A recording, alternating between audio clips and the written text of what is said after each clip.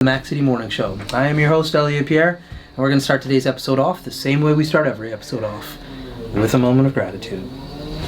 I know you could be doing a million other things with your time, and the fact that you spend it with us truly does mean the world to me, so thank you. On that note, Tanner, hit him with the intro.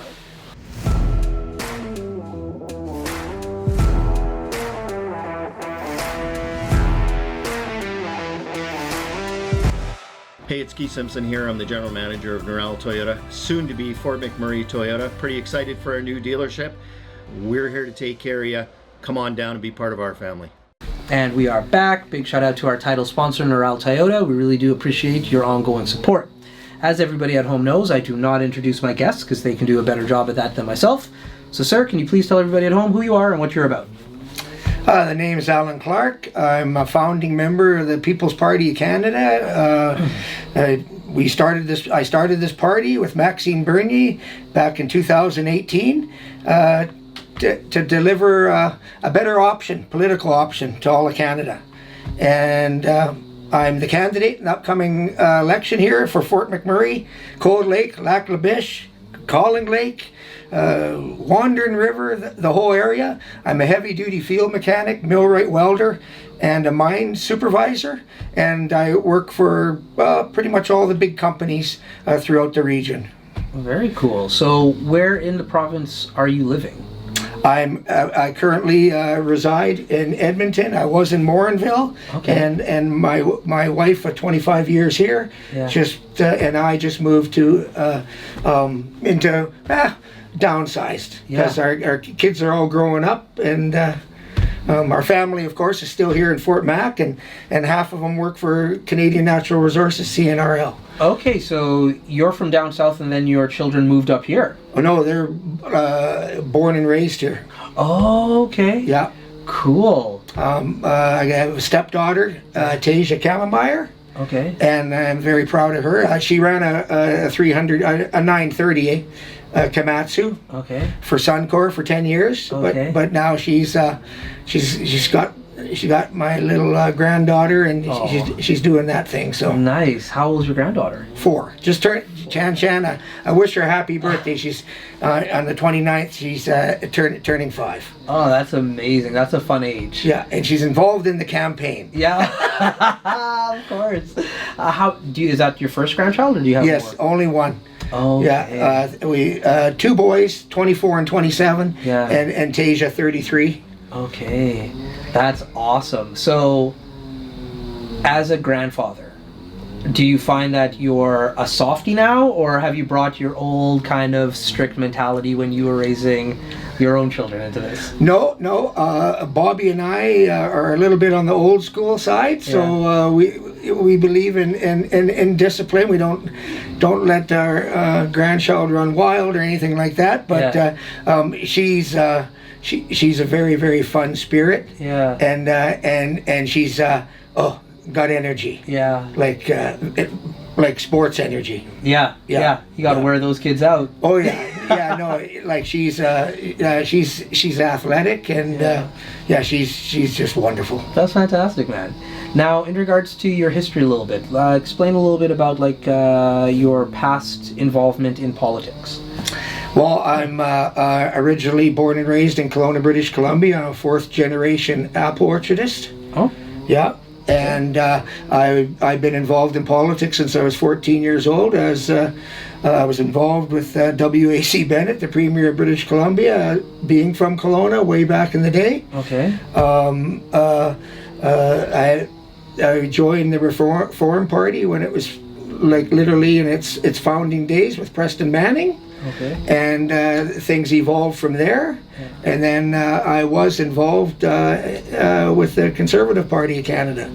And in 2014, I canceled my donor card, and I canceled my membership with the Conservative Party of Canada because we didn't build the pipelines as promised. Right. And we sent 107.5 billion to Quebec from 2005 to 2015, and Stephen Harper's cabinet gonged the Prosperity Mine project in Williams Lake, which would have been which was a $4 billion development, and would have been the biggest gold mine in North America. Yeah. So at that point, is that when you started? That was the last straw. Yeah. So in regards to starting a party, what does that entail? Like, how does that even begin? It's actually quite involved. Yeah, no doubt. I actually I joined back up the Conservative Party when I heard that Maxime Bernier had made a bid for the leadership. Okay. I'm a fiscal conservative. Yeah. And so is Max. Where I'm not. We have a lot of social conservatives that I don't share their views. Right. Pierre Poilievre is a social conservative. Harper's a social conservative, and they, back in 2000, to San Stockwell Day in that group, Jason Kenney, those social conservatives pushed Preston Manning out of the Reform Party. I never did cross over to the Canadian Alliance because I just didn't like the way that was handled. Yeah. I thought it was handled improperly, and I thought Preston Manning deserved more respect and at the time than that. Yeah. So that being said, I've known Max Bernier for a long time. We're very good friends, and we've become even better friends, of course, over the years. Yeah. And he's a fiscal conservative, and I got to say it to my fellow Albertans, he's more Albertan than most of the conservative Albertans that I know. Yeah. So what happened is he lost the bid for the leadership of the Conservative Party of Canada, and Andrew Scheer became the leader. I don't want to get into any what happened or this, that, or point fingers, but right. Simply put, we didn't share the principled views or the moral standing at that time of the Conservative Party. They want to keep supply management, they want the Paris Accord, they want to keep equalization, and from a fiscal conservative viewpoint, those are not conservative values or principles. And so we decided to start our own party, and in 2018 we just started a membership drive. Okay. And to start a party, what you have to do, you got to establish 250 members, and they all have to be notarized. Okay. They have to. Everybody had to do affidavits to register the party with Elections Canada. Right. And so is that 250 per province or just in general? No, just in general. That's the rules governing the Election Act on registering new political federal parties. Yes. Wow, that doesn't 250. That's. Well, I'll tell you what, to get 250 people to go to a lawyer and get legal documents done, that's quite a process, actually. Yeah. It might sound simple, but it's not. No. I was, Max and I, of course, were the first two to file our papers. Okay. And then we had a very good support after that. And then the party started. And, we started this process in 2018, and by January of 19, we had the party registered. Okay. And then, of course, there was the 2019 election. Right, yeah. Which, of course, we weren't prepared for. How could you be? Yeah. Being just a startup party like that. And we only had we had 90 days to prepare. Yeah. But we managed to, get our name out there a little bit, and we ran a slate of candidates. We didn't have a full slate, but we ran a slate of candidates. We had more candidates, for example, than the Green Party. Yeah. We've been around for all those years. Yeah. And then, of course, we had the COVID election in 2021, which, in my personal opinion, was a setup by Justin Trudeau, because that was not, it wasn't time to have an election yet, and he used COVID just to try to get another mandate. Yeah. And to me, that thwarted our democratic process here in Canada. Yeah. For Canadians. Yeah, fair enough. So I got a question. You said you worked on an apple orchard. Yes. What do you think is the best apple? The best apple? I'll tell you what, the best apple, especially this time of the year, is one that comes out of CA storage, which is controlled atmosphere storage, and it'll feel like it just came off the tree. Yeah, are we talking like a Red Delicious though, or a Granny Smith? Granny Smith, I find maybe a little bit too tart. I like Red Delicious. I like Ambrosia. I like Spartans. which is a local Okanagan, was developed in the Okanagan Valley at the Summerland Research Station back in 1967, or no, 64 actually. Now that I think on it a bit here, so a while back. It's funny. We have a lot of. I work with a lot of people from Newfoundland here in Fort McMurray, like huge. We got a huge workforce here from Newfoundland, and I share a funny story. We were having like a Christmas sort of party, and we were talking about all the things what was a big thing when we were young that we'd get in our stocking from Santa Claus. Yeah. And to me, it was a mandarin orange, eh? Oh, yeah. Oh, yeah, mandarin, dude. a mandarin orange was huge, and then the fellow from Newfoundland, he goes, if you got a 5 point, that was amazing. And I was thinking, like, a 5 point to me is like a 5 point buck deer. Okay. And he goes, you know those apples that got the bumps on top, a red delicious, eh? That you just mentioned. So, and that was a big thing. They would rather get a red delicious than a mandarin orange. Yeah. Because they were that rare over there. Unpopular opinion. I want the mandarin orange. Oh well, hey. Yeah. You know, at the time, my father wouldn't buy mandarin oranges. Yeah. Because Japan wouldn't buy our apples. Interesting. Yeah. There was no Chinese mandarin oranges when I was a youngster. They were all from Japan. Oh, interesting. As a little kid, you don't care though. You want the orange. Oh, darn tootin', eh? Oh, hey, Mom would just go get the box. Yeah. That's awesome. Because Dad didn't do it didn't mean you don't get it. That's right. Yeah. So, growing up in the apple industry, what made you have the move to come over to Alberta? The fact that British Columbia turned into a totally socialist province. That's why I'm so passionate on private property rights. Right. In 1972, the NDP government froze all the land in British Columbia. Like literally froze it. It's called an agricultural land reserve. Okay. So they stripped all the farmers of their property rights. And it exists to this day.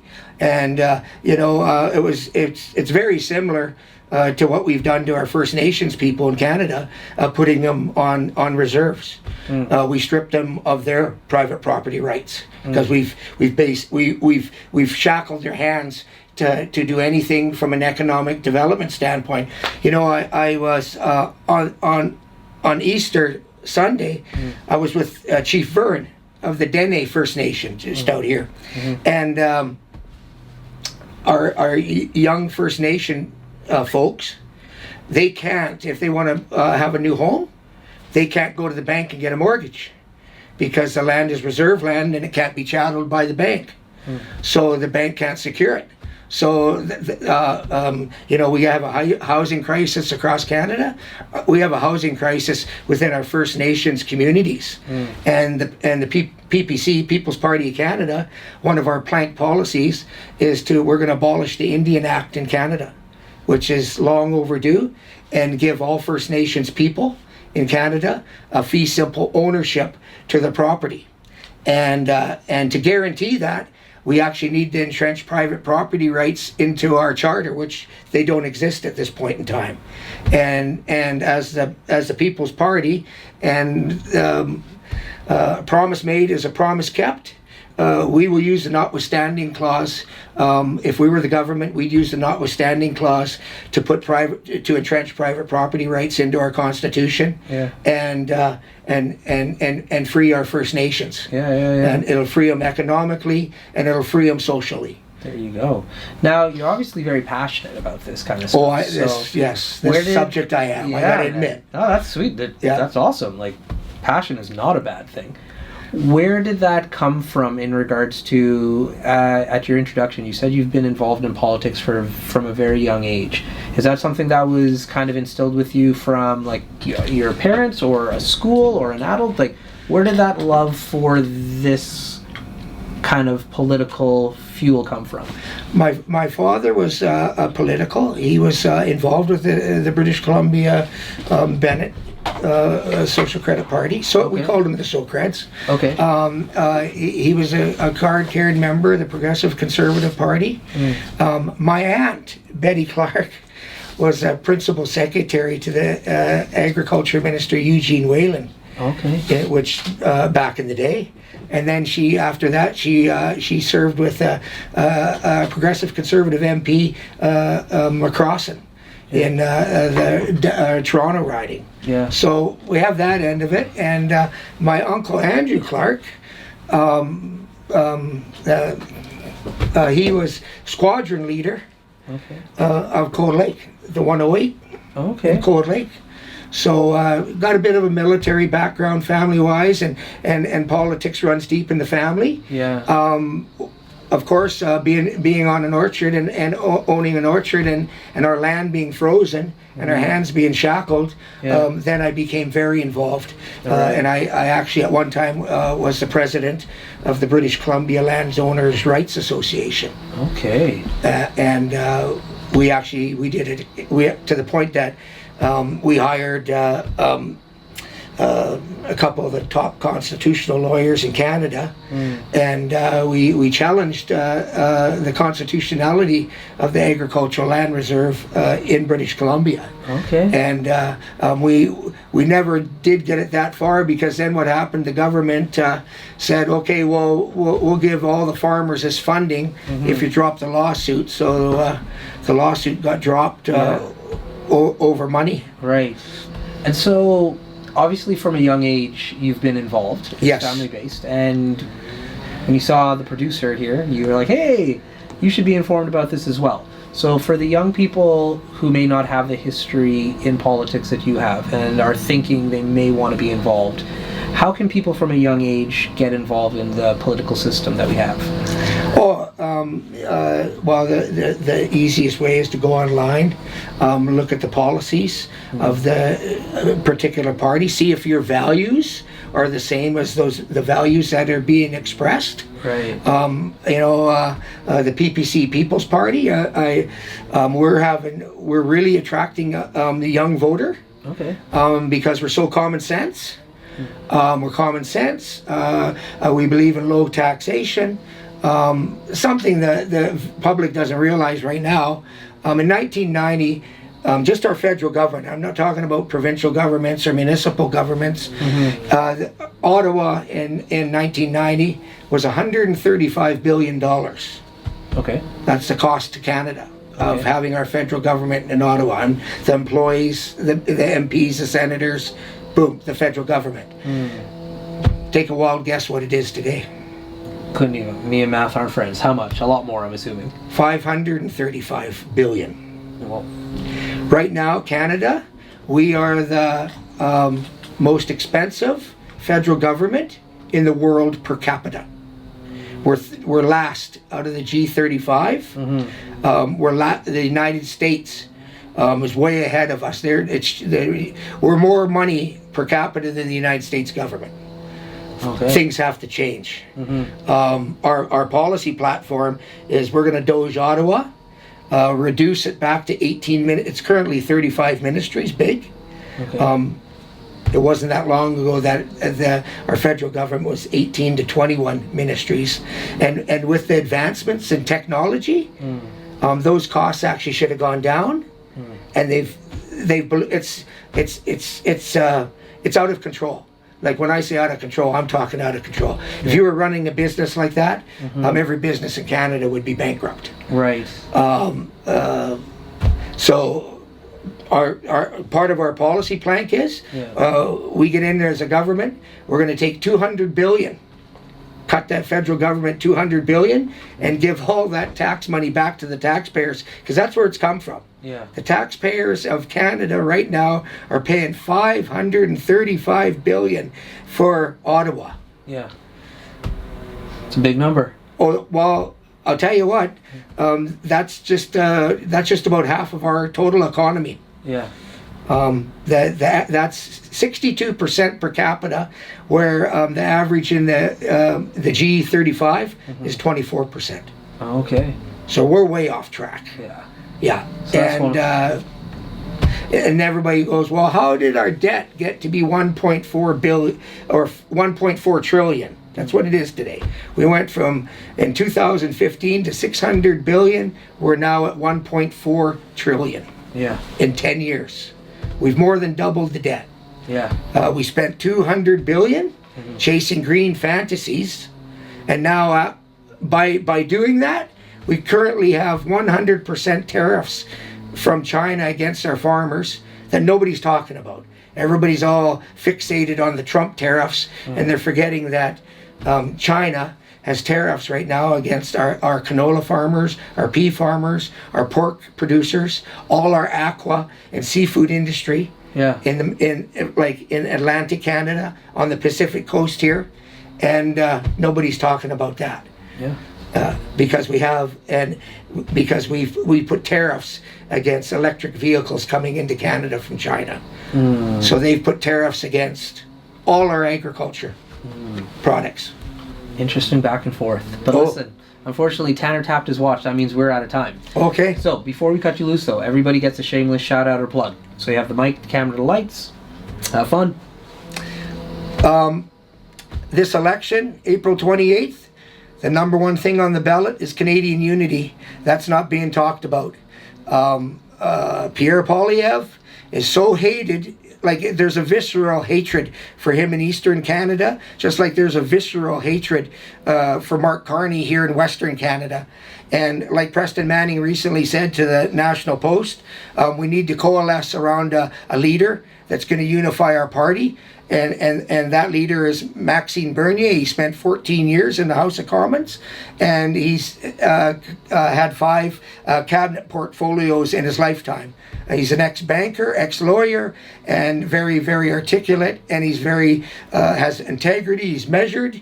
And if on the 28th of April, if we don't vote in People's Party of Canada government, we're not going to have a country. There you go. Awesome. Well, for McMurray with Buffalo, the rest of the world, that's been another episode of the Mac City Morning Show. From the bottom of my heart, thank you very much for tuning in. Big shout out to our title sponsor, Neural Toyota, as well as Carrie from Patchouli Rose and the beautiful people at Coldwell Banker. Hope everybody at home is having a great day, and we'll see you tomorrow. Peace. Hi everyone, it's Carrie with Patchouli Rose here at Thickwood Barbershop. If you're wondering what to get your loved one this season for Valentine's Day, I make an all-natural anti-aging skin serum called Good Skin. It's good for men and women, and it's available for purchase here at the barbershop, downtown at the Corridor Shops and Events, and on my website. Thank you for your support.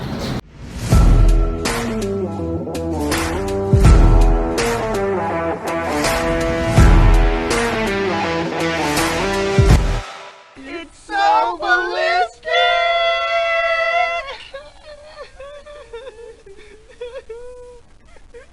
Talk about quenching your ugly thirst.